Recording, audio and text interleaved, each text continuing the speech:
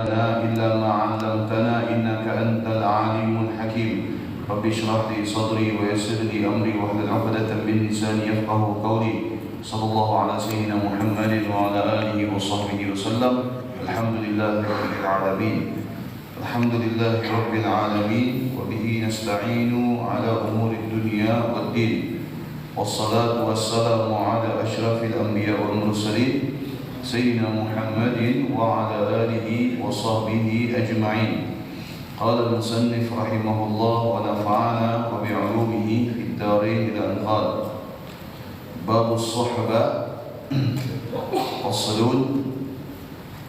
وكان في سلف ما يتفقد عيال أخيه وأولاده بعد موته 40 سنة يقوم بحاجاتهم ويتردد كل يوم إليهم ويمونهم بماله، فكانوا لا يفقدون من أبيهم إلا عينه، بل كانوا يرون منه ما لا يرون من أبيهم في حياته. ويحسن أن يكون عالما بعد الورع لينتفع بعلمه أيضا. قال لقمان: يا بني جالس العلماء وزاحمهم بركبتيك، فإن القلوب تحيا بالحكمة كما تحيا الأرض الميتة بوابل القطر. Dan di antara adab atau etika ketika kita telah menjalin hubungan dengan seseorang, entah itu kekeluargaan atau dengan pertemanan, adalah bahwasanya di sini Imam Ghazali menceritakan pengalaman orang-orang terdahulu yang disebut dengan generasi salaf. Dan generasi salaf itu adalah generasi yang datang setelah era para tabi' dan tabi'in. Di antara generasi salaf itu seperti generasinya imam mujtahid Hanafi, Maliki, Syafi'i dan Hambali. Dan kemudian imam-imam muhaddithin seperti Bukhari, Muslim dan Imam Ahmad. Itu disebut dengan generasi salaf. Di dalam generasi tersebut Imam Ghazali menceritakan bagaimana mereka itu menjalin hubungan. Dan ketika mereka menjalin hubungan, tidak hanya menjalin antara mereka dengan mereka, tetapi terus terjaga sampai kepada keturunan mereka. Ini dibuktikan, kata Imam Ghazali, bahwasanya mereka itu mengurusi anak-anak teman mereka ketika orang tua mereka itu sudah wafat. Itu diantara etika menjalin suatu hubungan atau yang disebut dengan sohbah. Ya, wa auladihi ba'da mautihi 40 sanatan yaqumu bihajatihim. Andaikan kita punya teman meninggal dan teman ini meninggalkan anak-anaknya yang masih kecil, ya, belum baligh, belum mandiri, maka kita memperhatikan anak-anaknya sampai mereka itu menginjak usia dewasa. Itu diantara ketulusan ketika menjalin sebuah hubungan pertemanan. Dan ini dilakukan oleh orang-orang salaf selama 40 tahun. Yaqumu bihajatihim. Mereka memposisikan diri mereka agar mereka itu memenuhi hak-hak keluarga daripada teman-temannya. Wa yataraddadu kulla yawmin ilayhim. Dan mereka senantiasa bolak-balik untuk sekedar menanyakan apa yang mereka perlukan. Wa yamunuhum bimalihi. Dan kemudian mereka menolong dengan hartanya. Fakanu la yafqaduna min abihim illa 'ainah. Sehingga segala sesuatu yang dipenuhi oleh almarhum orang tua mereka telah dipenuhi oleh teman daripada orang tua mereka. Bal kanu yarawna minhu ma la yarawna min abihim fi hayati. Sehingga teman-teman atau rekan-rekan orang tua mereka, almarhum orang tua mereka ini terkadang melihat yang tak dapat dilihat oleh almarhum orang tua mereka. artinya perhatian. Wa yuhsinu an yakuna 'aliman ba'da al-war'i liyantafa' bi ilmihi aidan. Maka hendaknya jikalau kita ingin menjalin hubungan pertemanan, carilah orang yang senantiasa menghiasi dirinya dengan ilmu dan kewaraan. Karena Sayyidina Luqman berwasiat kepada anaknya, "Ya bunayya, wahai anakku, jalisul ulama, duduklah engkau dengan orang yang memiliki ilmu. Wazahimhum birukbatai, maka tempelkan kedua lututmu." Artinya adalah di sini maknanya jangan berpaling. Fa innal quluba tahya bil hikmah, karena sesungguhnya hati ini senantiasa hidup dengan hikmah. Kama tahya al-ardul maitata biwabil qatar, sebagaimana hujan yang menghidupkan tumbuhan-tumbuhan yang sudah mati. Walhasil, kesimpulannya adalah bahwasanya ketulusan sebuah hubungan itu adalah dilihat bagaimana perhatian seorang teman kepada keluarga temannya. Ya, bagaimana perhatian seorang teman kepada keluarga temannya. Dan andaikan kita punya teman atau punya rekan yang sudah terlebih dahulu meninggalkan kita alias wafat, maka anak-anak mereka kalau masih kecil, belum dewasa, apalagi tergolong mereka itu orang-orang yang tidak mampu, maka kewajiban kita kalau memiliki kemampuan untuk memberikan perhatian kepada mereka. Ini yang dinamakan suhbah, huququs suhbah, hakikat dari sebuah hubungan. Sebagaimana Nabi kita Muhammad SAW, Nabi kita Muhammad SAW itu pernah diasuh oleh keluarga Zaid bin Harithah. Ya, keluarga Zaid bin Harithah. Nabi SAW pernah diasuh. Sepeninggal Abdul Muttalib, Nabi kita Muhammad berpindah asuhannya kepada Abu Talib. Begitu Abu Talib wafat, maka yang mengasuh Nabi SAW adalah keluarga Zaid bin Harithah. Dan ketika Zaid bin Harithah itu wafat, maka anaknya Zaid ini ketika Zaid bin Harithah itu wafat, Nabi SAW sudah besar. Maka Zaid ini punya anak namanya Abdullah. Nah, ketika Zaid ini sudah wafat, Abdullah ini kemudian diasuh oleh Nabi SAW. Ya, diasuh oleh Nabi sebagai bentuk apa? Sebagai bentuk hak yang harus diterima oleh keluarganya Zaid, dan sebagai bentuk bagaimana ketulusan Nabi itu menjaga suatu hubungan.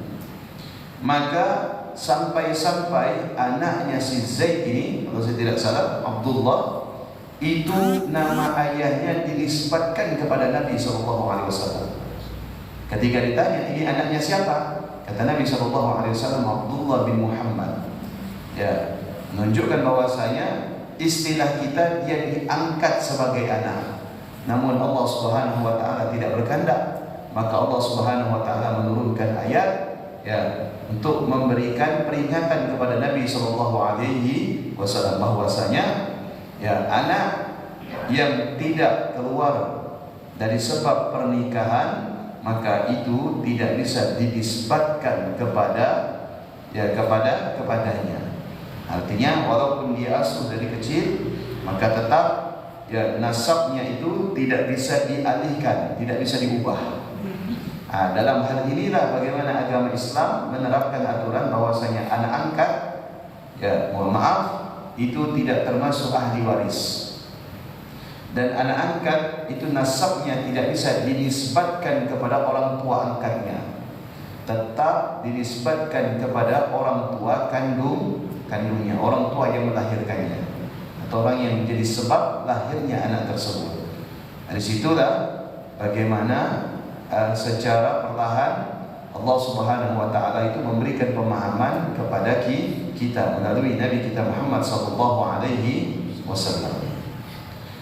Beginilah hakikat daripada sebuah pertemanan atau hubungan, di mana barangkali kita mengalami akan hal ini. atau barangkali rekan kita mengalami akan hal ini.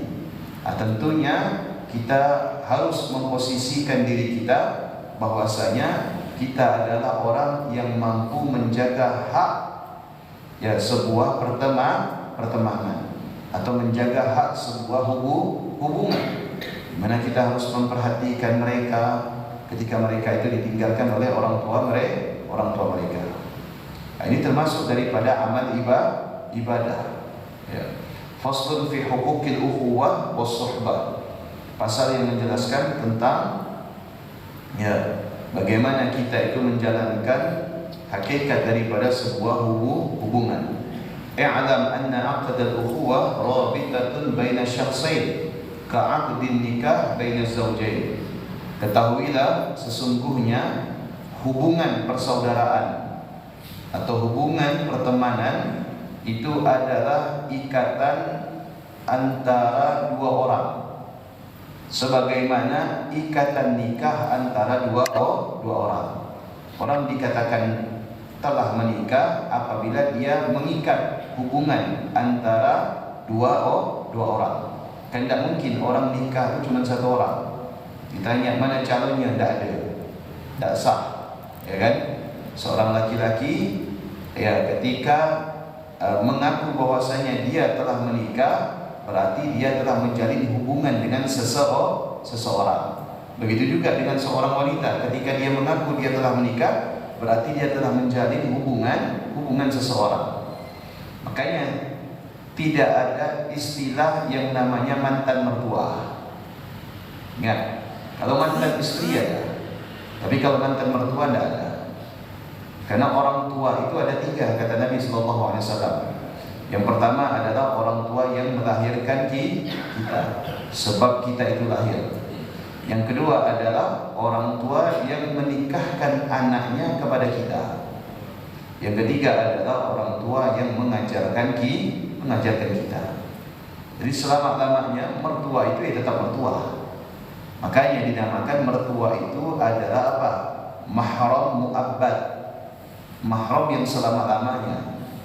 Walaupun anak dari mertua itu sudah tidak menjadi istri, maka mertua itu tetap menjadi mertua selama-lamanya, tetap mahram.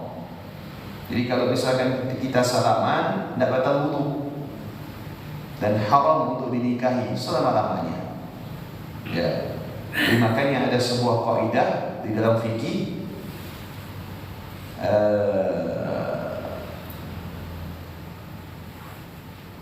dukhulul ummahat tahrumul banat.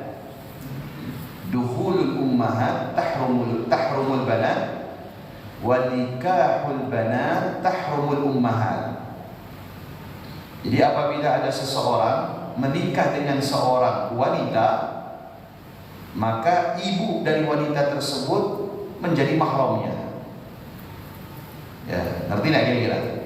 Menjadi mahram. Ini kan kayak kemarin di Indonesia kejadiannya gimana? Menantu nikah sama mertua kan? Haram, nggak boleh. Walaupun alasannya mohon maaf, si anak daripada mertua, istrinya itu belum sempat digauli, tetap haram. Berbeda sebaliknya, wadukhulul banat tahrumul ummahat. Berbeda dengan sebaliknya, nikahul ummahat tahrumul banat. Kalau ada seseorang menikah dengan seorang wanita, udah akad nikah sah, ternyata dilihat anaknya lebih cantik daripada emaknya, jangan ribut dulu nanti. Langsunglah pada laki-laki ini, kan? Ini kalau ada bab nikah, ini laki-laki beda. Ini diajarkan ada bab nikah di sini. Kalau misalkan sudah akad nikah, dilihat anaknya, anak istrinya lebih cantik daripada emaknya, misalkan. Kemudian dia bilang, saya kayaknya nge-share sama anaknya lah. Kata istrinya, ya terserah. Maka dalam hal ini, kalau anaknya mau, istri ini dicerai dan anaknya halal untuk dinikahi apabila ibunya yang dinikahi tadi itu belum sempat untuk digauli. Ngerti tidak kira-kira? Nah, kalau belum digauli boleh menikah dengan anaknya, ya kan? Tapi tidak sebaliknya. Nah, ingat, tidak sebaliknya. Kalau kita menikah dengan seorang wanita, walaupun belum digauli, ibunya tetap haram bagi kita, karena otomatis menjadi mahram. Makanya ibu mertua itu dikatakan mahram mu'abbad, mahram selama-lamanya. Mahram itu ada selama-lamanya, ada sementara. Mahram sementara itu siapa? Adik-beradik istri.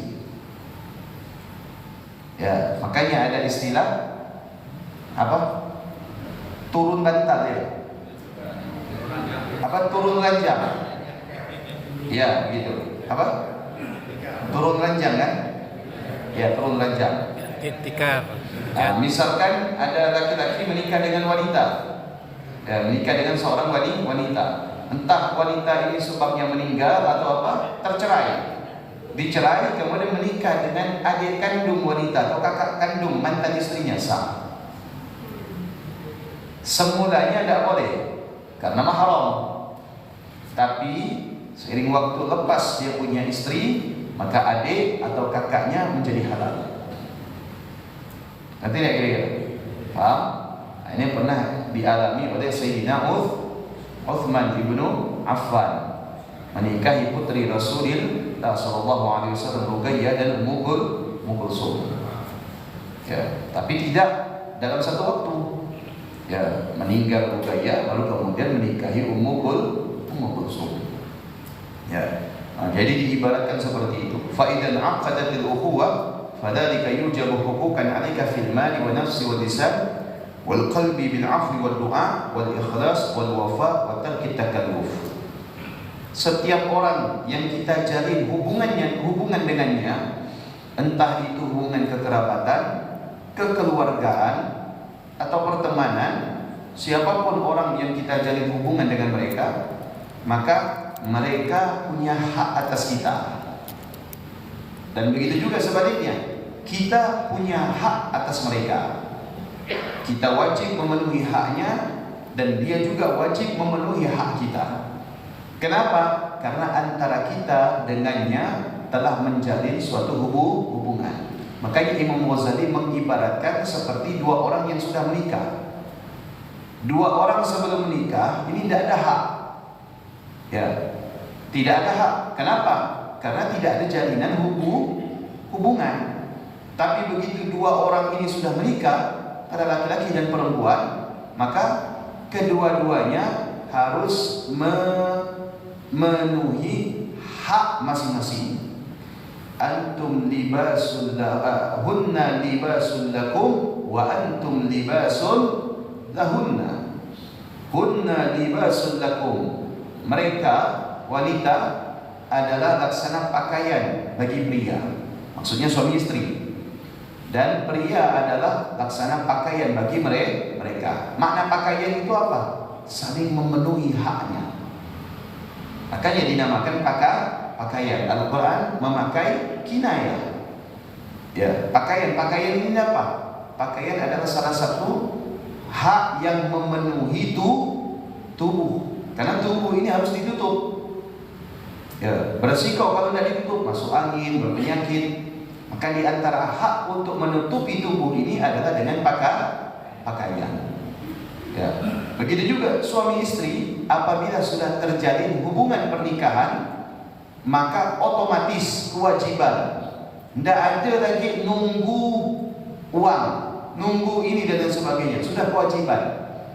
Ya, seorang suami memenuhi hak istri, seorang istri juga memenuhi hak suami. Tidak boleh misalkan seorang suami tidak memenuhi hak istri dengan alasan apa? Belum bekerja, padahal dia sehat, dia kuat. Begitu suami sudah sah menjadi suami bagi istri, maka si suami berkewajiban untuk memberikan nafkah kepada istri. Itu sudah kewajiban, tidak boleh ditunda lagi.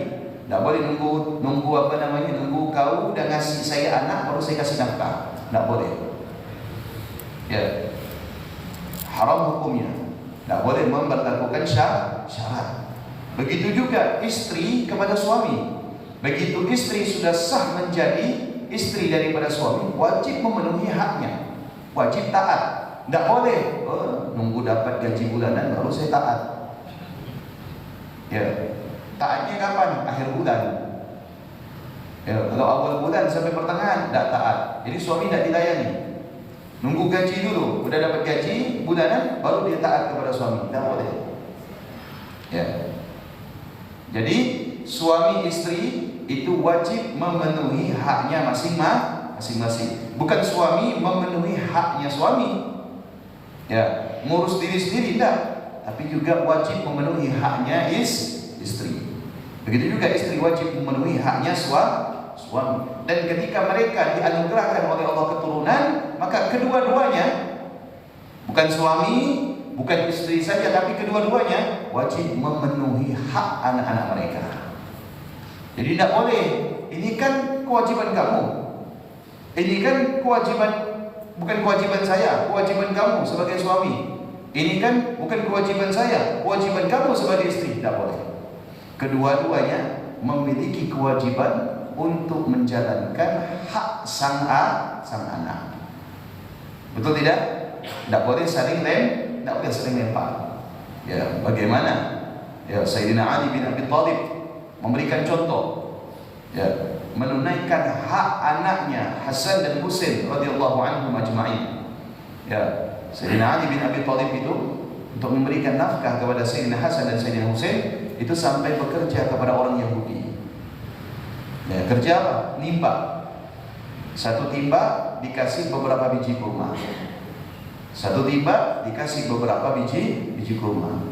Sampai Nabi SAW datang ke rumah mereka. Begitu Nabi SAW sampai di dalam rumah mereka, Nabi bertanya, mana Hasan, mana Husain?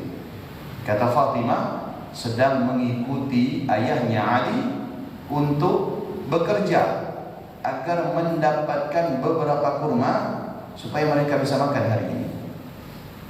Akhirnya Rasulullah SAW lihat ternyata benar. Hasan dan Husain membantu Sayyidina Ali. Ya, untuk apa? Untuk mengangkat timba agar mereka dapat makanan beberapa kurma. Lihat ini, anaknya manusia, makhluk yang paling mulia di dunia. Cucunya ya manusia dan makhluk yang paling agung di dunia. Ya, kita bisa melihat bagaimana keadaannya. Ya, jauh berbanding dengan keadaan kita. Makanya keluh kesah kita di dunia ini tidak sebanding secuil daripada keluh kesah yang dialami oleh Nabi SAW. Semua yang kita alami dari berbagai macam problem dan cobaan itu tidak sampai seujung kuku Nabi SAW.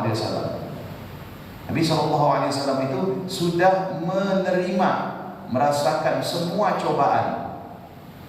Ya, sudah Nabi rasakan semua. Pernah diembargo. Kita pernah diembargo? Tidak pernah. Nabi pernah diembargo. Ya. Sampai apa? Sampai sahabat yang ikut Nabi pada saat itu tidak terdapat stok makanan, sampai mereka itu makan daun. Kalau kita makan daun, tapi daun ubi, ya kan? Itu pun dimasak santan. Ya. Nah, kalau para sahabat makan daun, tapi bukan daun yang untuk sayur, karena memang makanan itu sudah tidak ada sama sekali. Ya. Apa yang kita dapati daripada ujian atau musibah itu tidak sampai seujung kuku ujian yang musibah diterima oleh Nabi SAW. Anak saya meninggal Pak Ustaz. Nabi anaknya juga meninggal. Maka Nabi SAW semua anak laki-lakinya itu meninggal, dan anak perempuannya juga meninggal, kecuali Sayyidatina Fatimah yang meninggal setelah Nabi SAW setahun. Selain daripada itu 6 anaknya, Qasim, Abdullah, Ruqayyah, Ummu Kulsum, itu semuanya meninggal sebelum Nabi kita Muhammad SAW meninggal. Ditinggal wafat oleh bukan anaknya, tapi anak-anaknya. Oh, istri saya meninggal puasa. Nabi SAW juga pernah ditinggal wafat oleh istrinya. Apa yang menjadi keluh kesah kita sekarang? Masalah ekonomi. Oh, Nabi makan sehari, tidak makan sehari. Saking laparnya Nabi pernah mengganjal perutnya dengan batu. Ya, kalau kita tidak perlu mengganjal perutnya dengan batu, tinggal datang ke rumah keluarga, bilang belum makan, sudah dapat makanan. Tapi Nabi SAW bagaimana? Ya, lapar sehari, kenyang sehari, lapar sehari, kenyang sehari. Apa yang dialami oleh kita sendiri sekarang ini? Nabi SAW sudah alami itu semua. Bahkan yang tak kita alami itu dialami oleh Nabi SAW.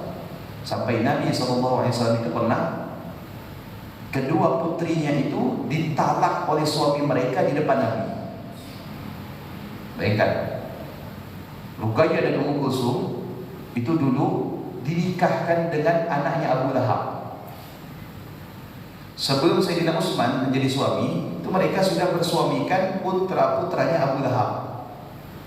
Karena pada saat itu belum ada perintah, ya, larangan, bukan perintah, belum ada turun ayat melarang bahwasanya nikah beda agama. Ketika sudah ada perintah, maka mereka melepaskan pasangan mereka yang tidak seiman. Ini anak Rasulullah, dua orang, Ruqayyah dan Ummu Kulsum, itu menikah dengan dua putranya Abu Lahab. Maka Nabi SAW itu mendapatkan berbagai macam intimidasi. Agar apa? Agar Nabi itu berhenti berdakwah. Dan itu dilakukan oleh orang-orang kafir Mekah secara bertahap. Ya, dari berbagai macam cara itu dilakukan. Mula-mula Nabi SAW itu apa? Dilakukan penculikan terhadap sahabat-sahabatnya. Bilal diculik, disiksa. Kasih tahu kepada Muhammad, ini Bilal ini disiksa. Ya, kalau memang mau dia tinggalkan dakwah supaya Bilal ini kita lepaskan. Tapi Nabi SAW tidak pernah meninggalkan dakwah sama sekali. Ya. Ammar bin Yasir diculik. Bukan dia saja diculik, kedua orang tuanya juga diculik, disiksa. Ya, di depan Ammar itu ayahnya dibunuh. Di depan Ammar itu ibundanya dibunuh juga. Bahkan ibundanya Ammar bin Yasir itu dibunuh dengan cara yang paling keji. Bagaimana? Mohon maaf, itu kemaluannya ditusuk pakai tombak tembus sampai ke mulut. Apa kata ibunya? Wallahi ya Ammar, demi Allah wahai Ammar, andaikan saya terlebih dahulu meninggal, maka ingat selama-lamanya jangan engkau meninggalkan agama yang dibawa oleh Nabi Muhammad SAW. Makanya syahid pertama itu bukan laki-laki tapi perempuan. Ya. Meninggal depan Ammar. Hampir saja kata Ammar pada saat itu, saya ini keluar daripada agama yang dibawa oleh Nabi Muhammad hanya saja karena nasihat orang tua saya, kalimat yang keluar terakhir dari mulut orang tua saya, maka saya semakin yakin agama yang dibawa oleh Nabi Muhammad ini adalah agama yang paling benar. Setelah semua para sahabat itu mendapatkan intimidasi, maka kemudian orang-orang kafir Mekah mencoba dengan cara lain. Cara apa? Cara bagaimana mengganggu keluarga Nabi, bukan lagi sahabat tapi keluarga. Mula-mula apa? Mula-mula semua pasokan makanan itu ditarik. Pasokan makanan itu ditarik. Ya. Tidak boleh ada makanan yang masuk ke rumah Nabi. Tidak boleh ada makanan yang masuk ke rumah keluarga Nabi. Nabi dan keluarganya kalau mau beli makanan tidak boleh ada yang jual. Kalau ada yang jual, maka akan mendapatkan hukuman dari orang-orang kafir. Tidak ada yang beli, tidak ada yang berani menjual makanan kepada keluarga Nabi. Sampai stok semua makanan yang ada di dalam rumah Nabi dan keluarganya itu habis. Sehingga apa yang terjadi? Sayyidatuna Khadijah pada saat itu yang menyusukan Fatimah itu sudah tidak lagi mengeluarkan air susu, tetapi mengeluarkan darah. Karena tidak ada asupan makanan. Sudah dilakukan semacam ini tidak mempan, maka bagaimana? Abu Jahal manggil Abu Lahab.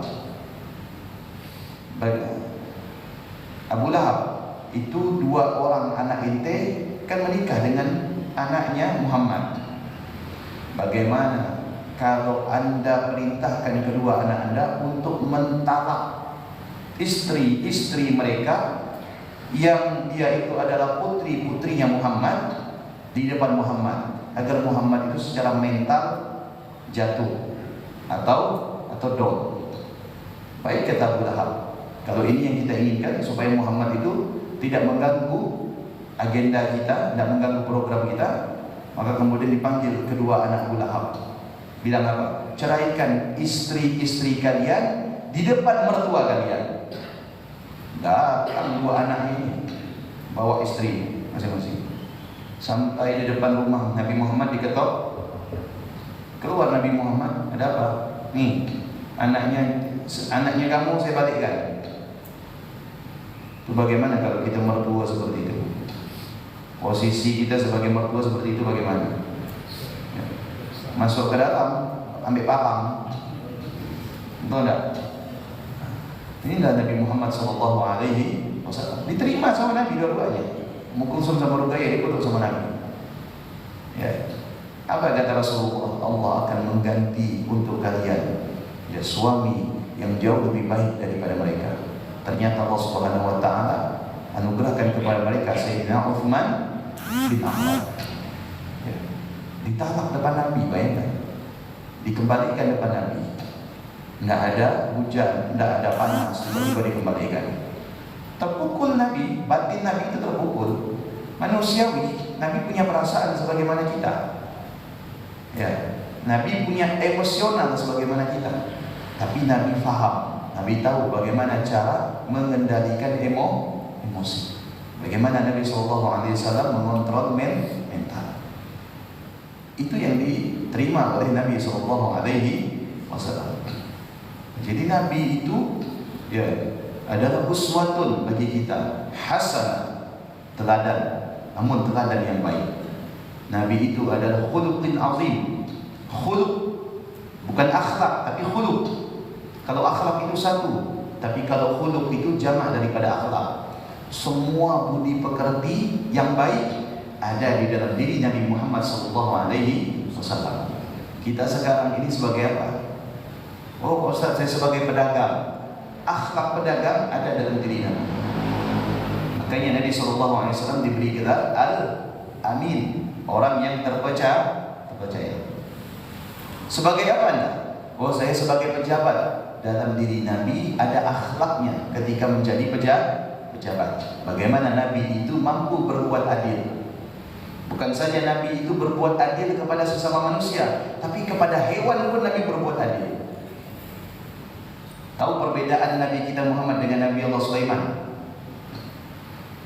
Bedanya, kalau Nabi Allah Sulaiman ya, itu makhluk mengalah demi Nabi Sulaiman. Tapi kalau Nabi Muhammad mengalah demi binatang. Itu bedanya Nabi kita Muhammad dengan Nabi Sulaiman. Nabi Sulaiman ketika lewat di suatu lembah dengan pasukannya, itu dikatakan di dalam Al-Quran surah An-Naml, apa kata Allah Subhanahu wa taala? Ya ayyuhan namlu hatta idza ataw ala wadi namli qalat namlatun ya ayyuhan namlu udkhulu manasikakum la yahtimannakum Sulaiman wa junuduhu wa hum la yash'urun. Begitu Nabi Allah Sulaiman datang dengan pasukannya, Raja Semut itu keluar dari sarangnya dan berkata, wahai segenap para semut, masuklah kalian ke rumah-rumah kalian sehingga kalian tidak akan terinjak oleh Sulaiman dan pasukannya. Jadi sebelum Nabi Allah Sulaiman lewat, Raja Semut itu sudah mengamankan jalan, sudah sterilkan jalan supaya anggotanya tidak terinjak. Ini semut ngalah demi Nabi Sulaiman. Tapi kalau Nabi kita Muhammad bagaimana? Nabi kita Muhammad ketika peristiwa Fathu Makkah, dari Madinah menuju Mekah, dengan puluhan ribu kaum Ansar dan Muhajirin yang semuanya itu disebut dengan sahabat. Ya, maka ketika Nabi SAW di tengah perjalanan hampir sampai ke kota suci Mekah, ya, Nabi melihat dari kejauhan ada induk anjing dan anaknya. Anaknya sedang nyusu. Nabi Muhammad bilang, "Stop," kata Nabi. "Ada apa?" kata para sahabat. "Dikira ada musuh." "Tidak," kata Nabi. "Itu di ujung ada anjing. Ada anak anjing sedang nyusu dengan betinanya. Kalau kita paksa lewat, maka akan mengganggu. Saya khawatir kalian akan diterkam." Lalu bagaimana kata para sahabat? "Sebaiknya kita pecah dua. Sebagian ke arah timur, sebagian ke arah selatan. Nanti kita bertemu di ujung agar anjing tadi tidak terganggu." Ini akhlaknya Nabi Muhammad SAW. Jadi Nabi tahu bagaimana menunaikan haknya sebagai seorang nabi, sebagai seorang suami, sebagai seorang kakek, sebagai seorang tetangga, sebagai seorang pimpinan. Ya, apalagi sebagai seorang politikus, Nabi tidak pernah berkhianat di dalam politiknya. Bahkan Nabi yang dikhianati. Makanya ada peristiwa Sulhul Hudaybiyah. Ya. Sebagai apa Nabi? Semuanya ada di dalam diri Nabi. Makanya oleh Allah dikatakan wa innaka la'ala khuluqin azim. Bukan wa innaka la'ala akhlaqin azim, tapi khuluq. Karena semua akhlak yang baik ada di dalam diri Nabi SAW. Semua teladan yang baik ada dalam diri Nabi SAW. Apalagi posisi Nabi sebagai kepala keluarga. Ya, apalagi posisi Nabi sebagai kepala keluarga. Makanya sampai Nabi mengatakan khairukum li ahlikum wa ana khairun li ahli. Sebaik-baik orang di antara kalian adalah yang paling baik terhadap keluarganya, dan saya adalah orang yang paling baik terhadap keluarga saya. Kalau kita berbicara tentang Nabi, tidak ada alasan untuk tidak mencintai Nabi. Pasti ada alasan. Sebagaimana kita mencintai pasangan kita. Kita cinta terhadap pasangan kita, alasannya apa? Oh, karena dia berkorban untuk saya, Pak Ustaz. Nabi sudah berkorban untuk kita, bukan di dunia saja tapi di akhirat. Saya mencintai pasangan saya karena dia romantis, Pak Ustaz. Oh, Nabi paling romantisnya orang. Bahkan saking romantisnya Nabi kepada Khadijah dan kepada Aisyah, itu barangkali romantis yang tak dilakukan oleh suami pada umumnya. Apa yang dilakukan oleh Nabi kepada Khadijah? Pernah suatu kali, ya, ketika Khadijah itu minum oleh Nabi SAW, ya setelah minum diambil gelasnya, diputar sama Nabi gelasnya, diputar, habis diputar diminum. Ditanya sama Khadijah, "Wahai Rasul, kenapa gelasnya diputar?" Kata Nabi, "Saya cari bekas bibir kamu dan kemudian saya minum agar menyatu air ludahmu dengan air ludah saya." Ini kalau kita kan enggak, gelas mama, gelas papa, ada tulisannya gitu. Betul enggak? Papa mama, iya kan? Guling mama, guling papa, gebah mama, gebah papa. Janjinya sebelum anak satu gebah. Begitu udah kawin, masing-masing punya gebah sofa. Betul enggak? Ini Rasulullah romantisnya orang. Kalau kita ingin meniru romantisnya orang, jangan tiru Romeo dan Juliet. Ya, bukan itu kiblat kita, itu kiblatnya orang-orang Barat. Kiblatnya kita romantis itu Rasulullah SAW. Paling romantisnya orang. Kepada Sayyidatuna Aisyah, oh romantisnya Rasulullah. Suatu hari Sayyidatuna Aisyah mendengar kalau di Madinah ada lomba balap kuda. Kata Aisyah, "Saya sangat senang sekali wahai Rasul, andaikan saya bisa menyaksikan lomba balap kuda." Belum, zaman dulu tidak ada hiburan. Ya. Kata Rasulullah SAW, "Baik, kalau ingin melihat maka bersama saya," kata Nabi. Bagaimana caranya? Oke, dibawa sama Nabi. Ya, maka kemudian Nabi perintahkan Aisyah untuk meletakkan apa? Dagunya di atas pundak Nabi SAW yang mulia, begini. Sampai balap kuda itu selesai. Itu romantisnya Nabi SAW. Ya. Nah, kalau kita kan beda, nonton TV yang di bantal aku. Ya, betul tak? Ada istri nak balik di paha kita, sengal. Tak ada bantal. Apa gitu? Paha kita nak jadikan bantal. Nabi romantis. Sampai dikatakan setiap Nabi itu keluar dan akan masuk ke dalam rumah, Nabi itu senantiasa membasahi rambutnya terlebih dahulu. Dibasahkan, dilap kalau bahasa kita. Kemudian basuh wajah, basuh kedua tangan. Kemudian Nabi SAW memakai siwak, istilah kita itu gosok gigi, bersihkan mulut. Kenapa Nabi lakukan itu? Agar istri dari dalam rumah menyambut Nabi, melihat keadaan Nabi itu tidak lusuh, melihat keadaan Nabi itu tidak lemah, tapi Nabi itu segar. Kenapa dikatakan segar? Karena Nabi ingin, ya, istri-istri Nabi SAW melihat Nabi itu semangat. Ya, ini kan beda dengan kita. Begitu kita balik rumah, nampakkan yang tak letih, nampakkan letih. Betul tak? Padahal tak ada letih. Ya, ketemu orang ngopi ya kan? Balik itu kayak letih bapak ni.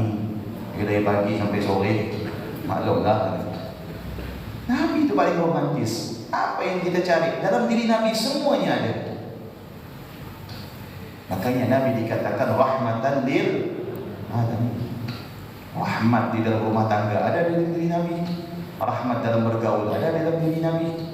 Rahmat dalam berkeluarga ada dalam diri Nabi sallallahu alaihi wasallam. Maka kita tuh beruntung dijadikan umat Nabi Muhammad sallallahu alaihi wasallam. Afdhalus salat wa atamut taslim ala sayyidina Muhammadin sallallahu alaihi wasallam.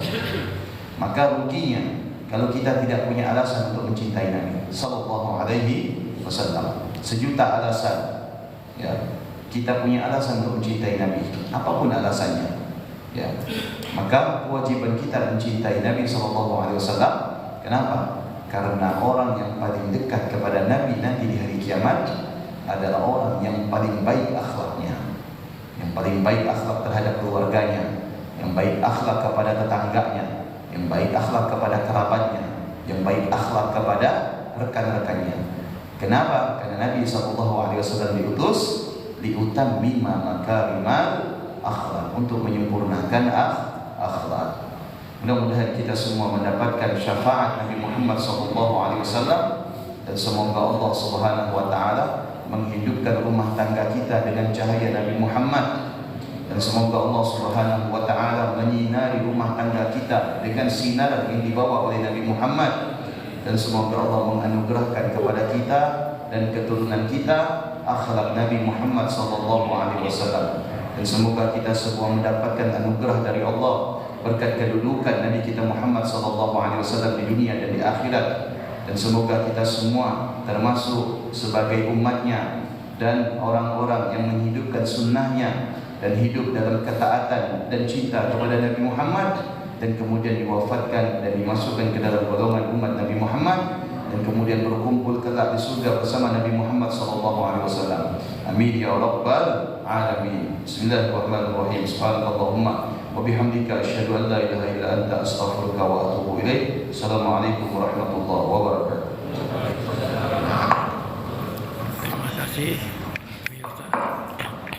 Demikianlah dakwah pagi ini yang disampaikan oleh Bapak Sobirin Ismail SHI. Terima kasih atas perhatiannya. Saya akhiri, billahi taufiq wal hidayah.